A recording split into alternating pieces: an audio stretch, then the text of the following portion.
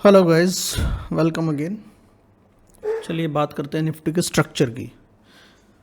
तो इस स्ट्रक्चर के हिसाब से, इलीट वेव के हिसाब से निफ्टी कहाँ खड़ा होता है, ऑफ कोर्स मेरे हिसाब से तो उसको देख समझने की कोशिश करते हैं। देखिए, इलीट वेव जो काउंट होते हैं वो एक प्रेडिक्शन है, और फ्यूचर की प्रेडिक्शन कोई इतनी आसान नहीं होती। तो इसको हम प्रोबेबिलिटी मान के चलते हैं कि ये होने के चांसेस हैं तो हम ठीक पड़े, और नहीं है तो हमारा कम से कम लॉस हो। तो मुझे फ़िलहाल जो इलीट वेव काउंट के हिसाब से ये निफ्टी फ़िलहाल दिखती है उसके बारे में बात करते हैं। यहाँ पे जो इस बड़ी वेव का 4 कंप्लीट हुआ जो मार्च 2020 में शुरू हुई थी, मतलब कोरोना क्रैश के बाद जो वेव शुरू हुई थी उसका 4 यहाँ है। अब ये 5th में चल रहे हैं हम। उसका 1 यहाँ कंप्लीट हो गया, 2 यहाँ कंप्लीट हो गया, 3 मुझे लगता है कि यहाँ कंप्लीट हो सकता है।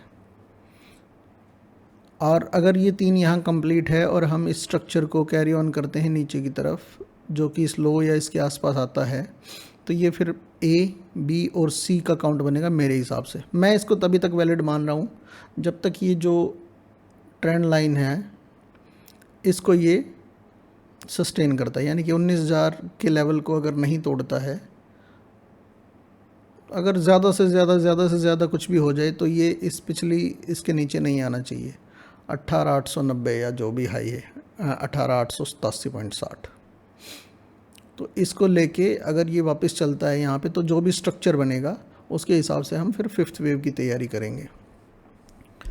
तो ये काउंट मेरे हिसाब से है, आप इसको अपने अकॉर्डिंगली मान लीजिए, देख लीजिएगा आपको क्या लगता है इसके बारे में कमेंट कीजिए।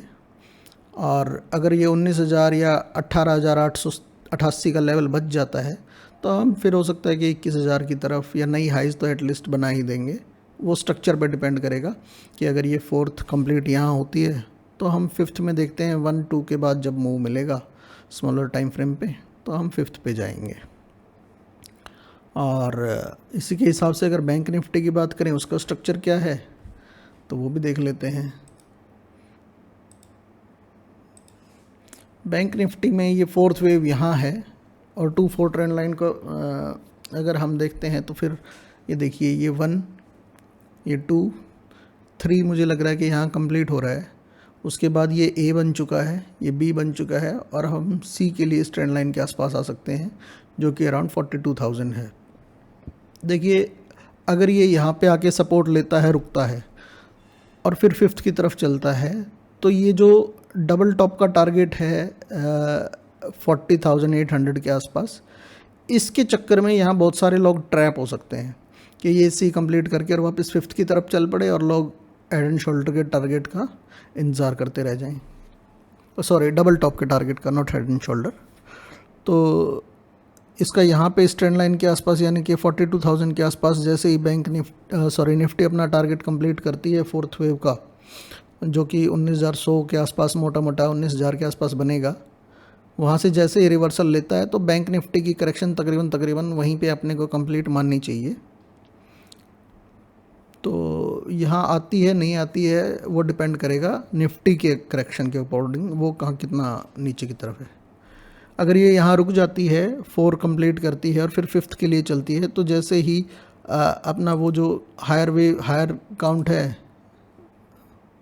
एक सेकंड रुकिए, ये यहाँ पे फिर वो 0 बनेगा 5th के लिए, 1, 2, 3, 4 और 5 जैसे भी बनेगा वेव। तो फिर जैसे ही निफ्टी इस पॉइंट के ऊपर जाएगी तो हम बाय करेंगे। स्टॉप लॉस हमारा ये रहेगा।